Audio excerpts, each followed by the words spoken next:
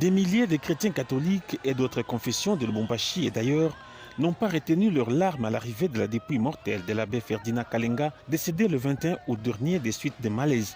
Les cérémonies funéraires de cet ancien curé de la cathédrale Saint-Pierre-et-Paul de Lubumbashi, aumônier diocésain de renouveau charismatique, aumônier de l'équipe de Saint-Éloi Lupopo et responsable d'autres mouvements, a été exposé ce lundi 26 août 2024. Au préau du lycée Tendeleye, avant la messe des requiem, les derniers hommages lui ont été rendus.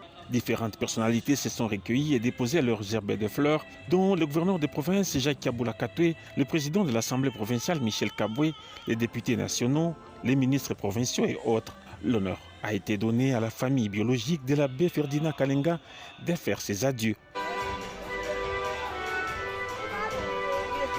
Frères et sœurs, déposent leurs gerbes.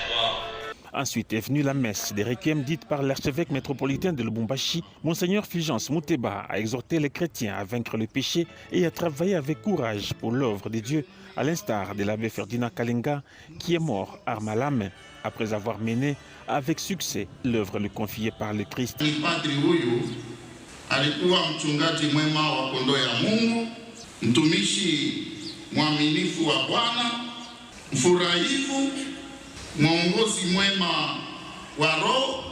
L'abbé Ferdinand Kalenga a occupé plusieurs fonctions au sein de l'Église depuis son ordination en 1987 et cela a poussé tous les intervenants à louer le travail abattu par l'illustre disparu sur le plan spirituel et développement à travers différentes paroisses où il a été affecté comme curé ou vicaire. Ferdinand Kalenga, 65 ans, s'est éteint après avoir animé la semaine charismatique à Lubumbashi et la retraite à Kananga.